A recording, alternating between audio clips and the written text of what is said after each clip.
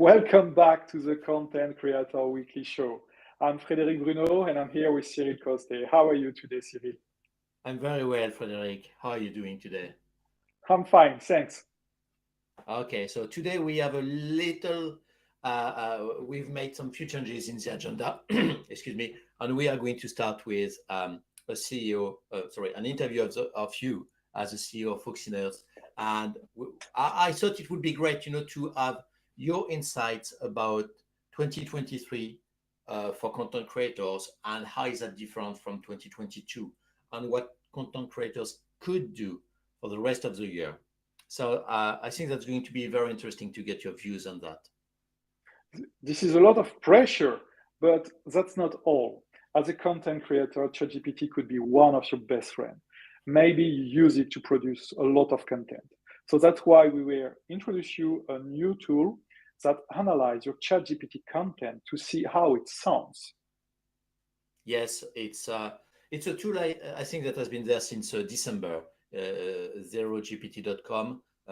Maybe people are familiar with it already, but I just wanted to highlight how we can use it to our advantage to make your content more human on some little tips, a few tips here and there.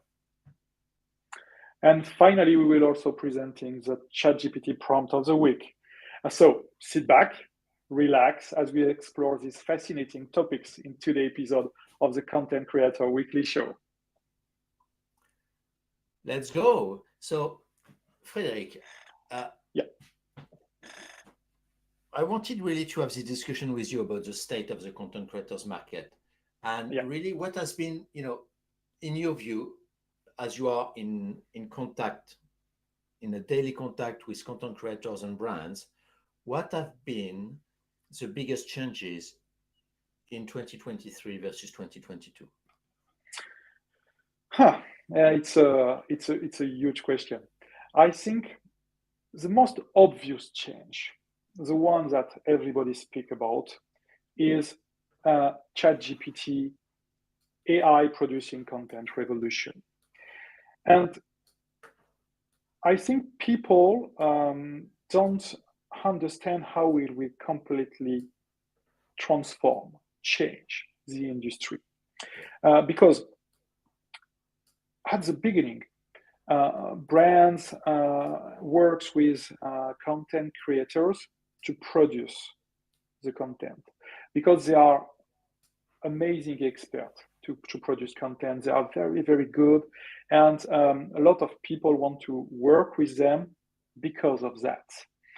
But now it's more easy than ever to produce content or to have a first draft of your content. ChatGPT is not perfect, and don't just copy paste the content of ChatGPT, So, but as we see with the new version of ChatGPT, it learned very, very well. So I think not only it will change the way content creator will produce content, but also the way brands will work with content creators. But I think we will speak about that later. But in terms of business model, it will be also a shift for content creators. Yeah. So this is the first thing. Yeah. But you can confirm. I totally agree with your point. And, content creator, I know we focus a lot on text generated AI, but it's really some artists also felt threatened. Maybe some video makers also start to feel threatened. Podcasters in a certain way when AI will have the ability to generate their own sounds. Book cover designers and creatives, planners and about generating idea extra. So all the production process. Yeah, exactly. Yeah. Just wanted to clarify that it's any type of creative work, and that includes consultants also, could feel threatened. This morning I was reading on Reddit a student in computer science, and he said basically he really worried that, when GPT 5 or 6 is going to come, that he won't have a job, because now Yeah, I AI understand. becomes so good to write codes that basically what he's learning, uh, he may not Yeah, have to apply it. That's a bit scaring. I never thought about this, but to be a student yeah. right now in the sector that could be wiped out. So It will impact a lot of jobs. yeah, So it's very important for content creator to understand how to work with and not against ChatGPT. Um, I and do think you have the some ideas second, about that? yeah, but maybe we will develop this idea later. Okay. I think you have a lot of questions. Um, I would just want to say the second big change I see Yeah. is also the way brands are communicate. There is more and more speaking communication, just like podcasting and so on. But the way you have to communicate on podcast, for instance, it's completely different. You have to be more authentic, less institutional. Just a short story. I remember a bank, I worked with some years ago, and at that time, only four people, only four people are allowed to speak for the bank. And it's a European bank, you know. So it's not just a regional bank or something like that. No, it's a big one, but only four people are allowed to speak. And there are very precise guidelines and so on. And now what I see is changing because brands and companies are understanding that people want to have authenticity. They are looking about authenticity in your communication. So I always say to people, you have to brand all your intention. And so if you brand your intention, your your statement need to be in every operational part of your company and specifically into your communication. So all thing you have to do is to be very authentic and align with your value. So communication start to be less institutional thanks to things like podcasting and so on. And by the way, the podcasting industry is growing very, very fast. And I Yeah. think a lot more and more brands will use it. And last point, uh, I think it's also the appearance of internal influencer development. So brands doesn't want to only work with content creators like they do before. They are developing their own internal influencers, their own Mm-hmm. internal thought leaders, and it's also a big shift for a lot of company, and they completely rethink, reimagine their brand development strategy thanks to that. So it also will change the way content creator are working, and they once again, just like ChatGPT, they don't have to compete with internal soft leaders. They have to work with. It's really, really important. But I've got also some idea for that if you want. No, I think we really need to have an episode about authenticity and what does it mean Yeah, on social media, and how you can stay true to your values, and at the same time, communicating your products, your services in a ethical way, if we can use this word. So I think that will be interesting to see what we think is yeah, authenticity and ethics for a content creator. Very good absolutely. topic. And so now we have so many people uh, being a content creator. Basically, what you just need one of those, and you make a dance in front of your phone, and you're a content creator, okay? And like. But how do you see the market evolving in the next few years? Yeah, interesting question because in fact there is not so many people regarding the B2C market, you know. And I agree. A lot of experts start expressing themselves, especially in verticals just like big data, AI, marketing. But on some specific verticals, there are also few of leaders. For instance, in automotive industry, it's very hard to find soft leaders and to start working with them. So my conviction is, as you mentioned, everybody now has a smartphone, and it's easier than ever to produce content. So my conviction is more and more experts want to be recognized as an authority in their fields. So it will also completely change the way that business executives are working.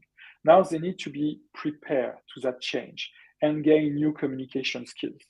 For instance, they have to learn about not copywriting, but I say storytelling and the way to use media. I remember a short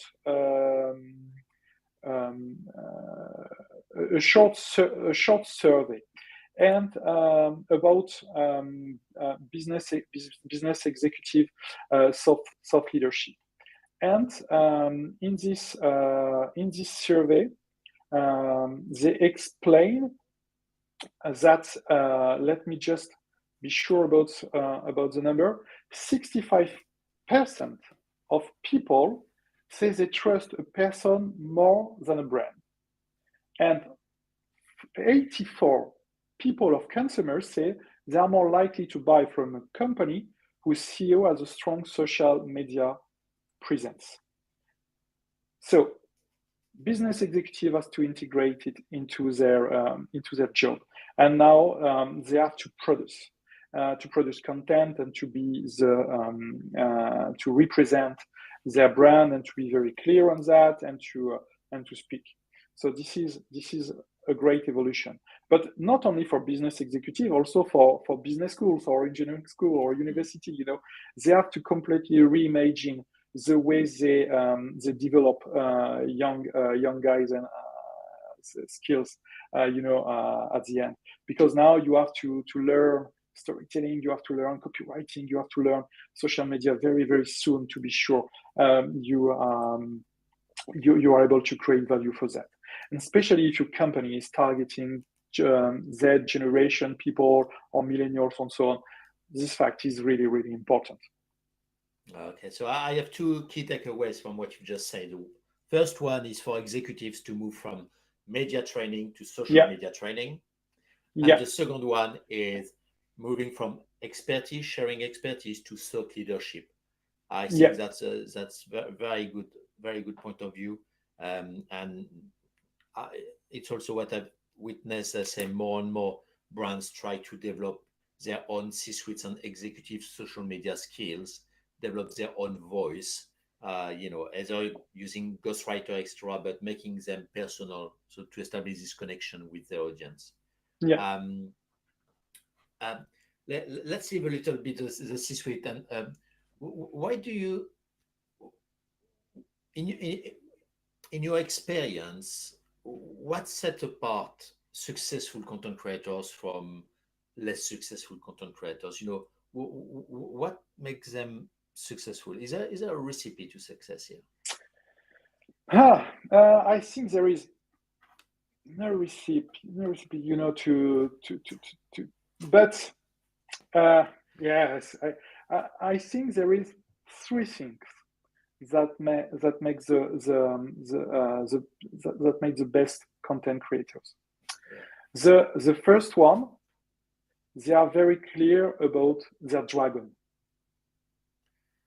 Their dragon. What dragon? Their dragon. What a dragon is. It's an important thing.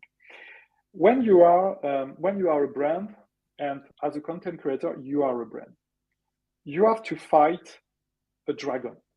The dragon is a pain point of your audience. Okay.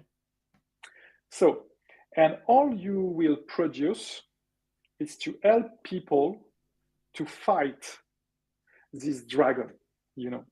So the best content creators are very clear about the pain point of their audience. They find their dragons and they help people to kill the dragon. You know, it's very, very important. So this is the first thing. And I just remember just a short story. I remember sometimes I exchanging with people about their LinkedIn strategy, you know, and someone tell me, I know that I have to be very to have consistency, you know. So I publish every day on LinkedIn. I say, yeah, fantastic. How do you create your content and so on? He say, sometimes I've got no idea. So what I like to do is to publish news, you know, about this topic, and this topic. Yeah. And at the end, it's a lot of different topics. And I say, do you have engagement on that? No, I don't have engagement, but I'm be consistent. But I say, how you don't have engagement for one reason? You're not clear about your dragon. I prefer a thought leader that not produce content every day, but produce great content and content that will kill the dragon. You know, that someone who just produce content because you have to. You know, it's very, very important.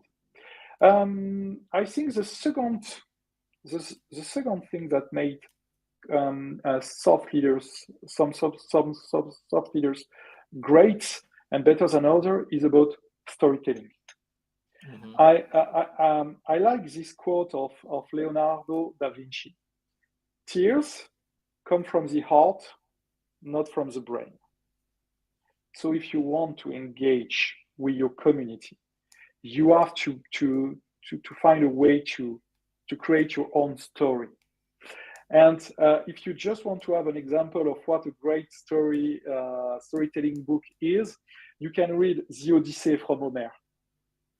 It's just a story of a guy that is unable to read a map at the beginning.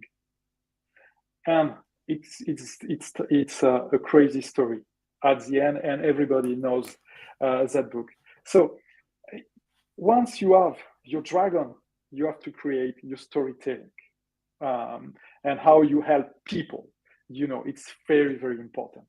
And at the end, as I mentioned, consistency. You need to have consistency on your publication flow, but also on the topics you speak about. So it's very, very important. As I mentioned, don't publish content for no reason. If it's not aligned with your value, with your audience pay point, and so on. So it's very, very important. So what I really get from what you say is content creators need to be super clear about the niche they serve. So it's not just industry levels. They need to be. It's not just automotive industry. It's building manufacturing for automotive industry in Germany for electric cars. So it needs to be super clear about what audience you are serving, and after you need to find these dragons, as you say. I like this image about what happened with lithium battery production, what happened with software upgrade, and cybersecurity. So they are really need to be super clear about your dragons. I really like this idea. But the first step, as you say, is your niche. Be clear about who you are going to serve. Absolutely. And we can't talk about content creators and influencers and thought leaders without talking about monetization. Okay, so what do you think is monetization going to look like in 2023 and 2024? As I mentioned at the beginning, we've got now a paradigm shift. the perceived value of content creator is less on content generation, but more on the impact they've got.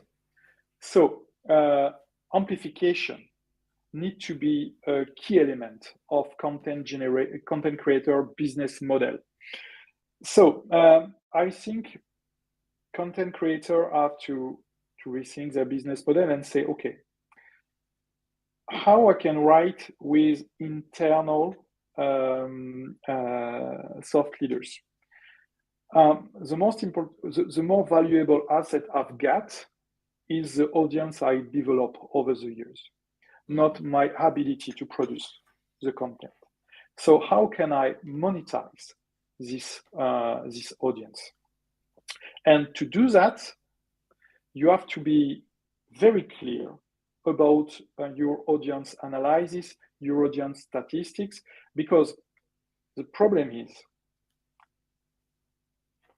if you look about the brand's perspective,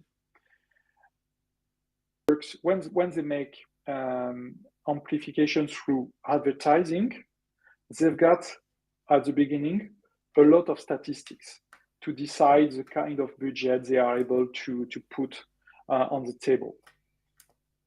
The problem is when you are a content creator, sometimes you just have global numbers, but you don't have all the information you need. For instance, just look alike about your followers on LinkedIn. You don't have all the information you need to sell this part. So if you are able to be very clear on your audience and on the value you are able to create, you will be able to shift your business model to amplification and to explain, yes, I will work with you as internal soft leaders. You will come, for instance, to my show, and I will put in front of so many people, or I will push you in my newsletters, and how many people will, so many people will receive your information. I will put you forward in front of my audiences. So this is the first. Thing, and more and more brands will ask for very clear call to action and want to pay also for call to action. I think it could be a trap because most of brands will say, "Oh, we will give you, we will give you money if we've got lead generation and so on." I think it's a trap for content creators. It's not a good thing because especially if you are in B2B, sales cycles are very long and products are more complex. So it's not a good thing, I think. And so be very careful about that. Yeah. And last thing is about sharing revenue. I think the economy will change and revenue will be shared now with content creator in the B2B industry because of the paradigm shift. So you will be able now to be interested in the revenue model of the brand and so on. So you have to work in a long-term view with brands, not just just a short action and that's it. No, it's a long-term view. You will be very careful also about the brand you select and you want to work with. So be very clear on your value. But sharing revenue will be a huge topic in the next coming months and year for content creators. Okay, so really, if I summarize what you say, is content creators need to consider themselves as a broadcaster, like a TV or radio channel. Absolutely. Where basically it's less about producing the content, but you still need quality content to attract advertisement or amplification in this case in order to generate revenues. So it's not about the production of content as on TV, but basically about how to generate this attention. You are basically an attention seeker. You are working in the attention economy. Absolutely. Okay. And as you mentioned, there will be some small changes about how we measure success of a campaign, not necessarily number of views, number of shares, but it's going to be more lead generation and how you will connect the And right once people again, to the brands. lead generation could be a trap for content creators. Yeah, yeah. So find another way to work on the call to action and so on. Okay. And any last words or any extra points you would like to add before moving to our tool of the week? Just remember maybe that a lot of brands are starting in the B2B influence marketing. So sometimes they just want to copy paste strategy from the B2C area. So be very pragmatic on that, and you have to be very clear and explain that it's not the same kind of model, and really take your time when you exchange with brands. Be careful also of budget shrinking, because the economical context could be very difficult, and be well prepared for this paradigm shift. Thank you, Frederic. I think that's a very good summary of what you've developed in the past 25 minutes. Um, Yeah, I'm sure, like, in 3 months, 6 months time, I think it would be great to have another check with about pleasure. this.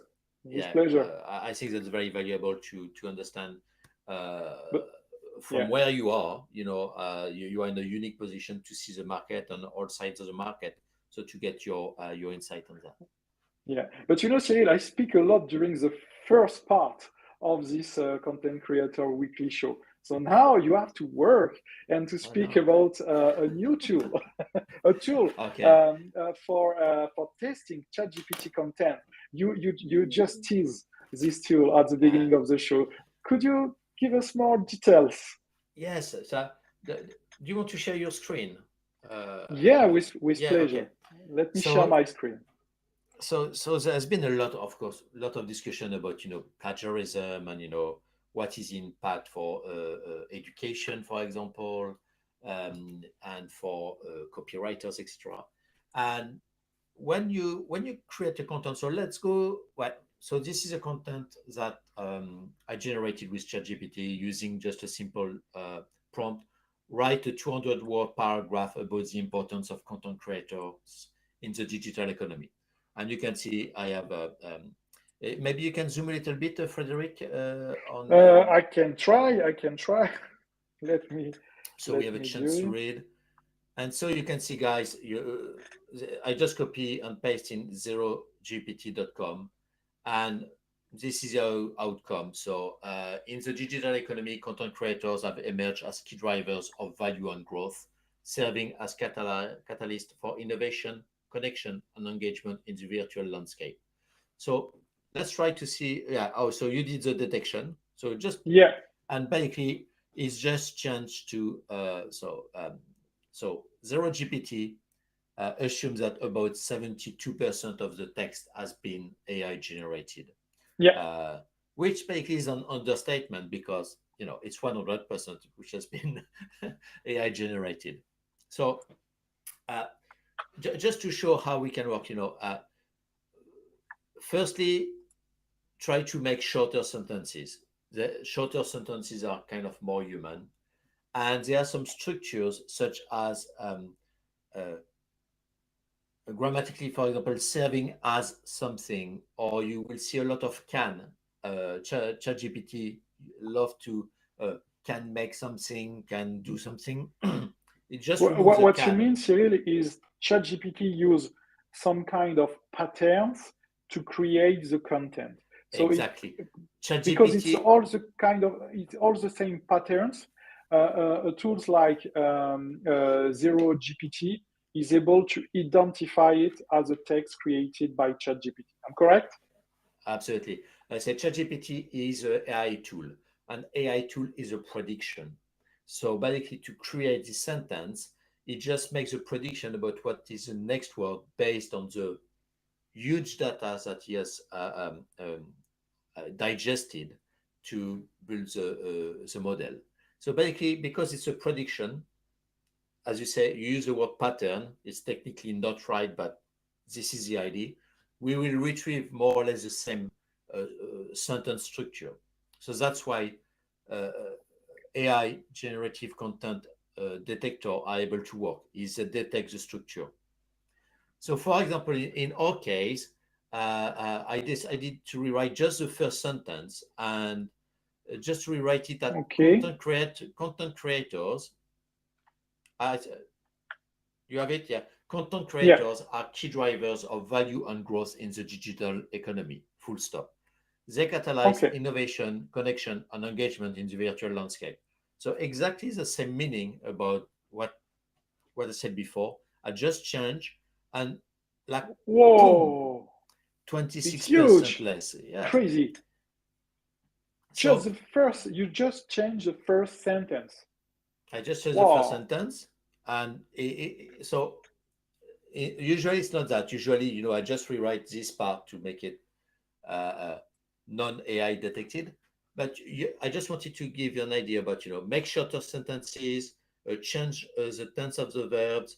Uh, when there are, this kind of, you need to cut that because this is also a very AI type of content. So try to rewrite this content. Use this tool to really identify key parts of your content to rewrite them. And it's not perfect. The tool is not perfect. There is content that I wrote 100% human that has been detected at AI GPT, and vice versa. Some AI GPT content that was qualified as 100% human. So it just gives you an indication. Okay, if you write with content writers, with ghost writers, have a check with zerogpt.com about the content. Fantastic. Fantastic. So it's zerogpt.com. Yeah. And It's super it's fast now. It's complete, super fast. super fast and completely free to use. Yeah, absolutely. Perfect. So now a little bit more of ChatGPT. Yes. So Yes, ChatGPT, yeah. but you've got a surprise because you say, oh, every week we just introduce a new short, a new prompt. Sorry, and why not this week creating a prompt to create prompt? Yeah. So to give credit, so this comes from a guy called Brett Littlefield. He has a YouTube channel, and he had decided to create a prompt to create prompt. So I took one of his prompt and I just adapted it for the example today. So it's I think it's really helpful for people who have little or medium knowledge about how to write prompts. If you are really good already at writing prompts, so I saw some prompts that they are like 20 pages long. 20 pages long prompt. Yeah, but these are like the prompts that are going to change the world. Okay. A two-line prompt is too generic. You are going to have something that is not, we will talk about this another time. But if you want to have a great outcome with ChatGPT, you need to tell him what great looks like and what not great looks like too. We will come that in the coming weeks. Well, the same, Frederick, is it possible to zoom a little bit? Yeah, for sure. Yeah, so we will put the prompt in the YouTube description and in the LinkedIn comment of the video. But basically what you say is, I'm a digital writer and I want you, ChatGPT, to act as my personal prompt engineer. And you explain to ChatGPT that is a professional in developing ChatGPT prompt. And after you say, okay, this is how we're going to work, okay? Firstly, you are going to ask me what is the topic of the prompt that you want me to write. Then we are going to do an iterative work. You are asking ChatGPT to provide a first prompt. Then you are going to make some suggestions about related ideas. And then you are going to ask ChatGPT, ask me 3 questions to improve the prompt. So let's continue, Frederic. So the first one is, so ChatGPT replied, okay, great, I'm excited to help you with your prompt. What topic would you like the prompt to be about? And we ask, okay, developing your thought leadership on LinkedIn, to stay on the topic of today's topic. Yeah. And ChatGPT came back with a prompt to say, how can you effectively establish yourself as a thought leader on LinkedIn?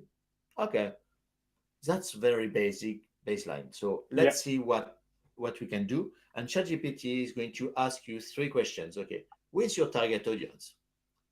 For who are you going to write? First thing, ChatGPT makes some suggestion to improve the prompt. And not only he makes suggestion, but he also asks some concrete question to go further. Absolutely. And the idea is like you are going to answer this question, and ChatGPT is going to revive the prompt. So this time we say, how can executives in the technology industry build the following and establish themselves as thought leader on LinkedIn? And you do that like 5 times, 10 times, 15 times, and you're going to have a long prompt, but it's going to be super targeted to what you want to do. You're not going to end up with something generic. So this is a way for people who don't know how to engineer a prompt to how they can build a prompt that meets their need without spending too much time, watching too many ChatGPT videos or going through the tens of subreddit communities. So that's an easy way. It's a shortcut for you. Fantastic. Really like it. It's a huge outcome for people, and they using these examples, and like you mentioned, we'll put the example into YouTube description, but also on LinkedIn comments. They will be able to create very good prompt, and prompts that are able to change the world. I like this formula, really. So thanks a lot, Cyril. That's it for our this week episode. And I think next week we'll not be live on Friday. No, we'll be live on Friday the following week. Oh, next week it's on Friday. Okay. It's on Friday. I don't say nothing. No, next week we will be live. On Friday, like this week. So we hope you enjoy it and learn something new. Don't forget to like, comment, and subscribe for more exciting content. Thanks again for watching, and we'll see you in the next video. Bye. Bye-bye.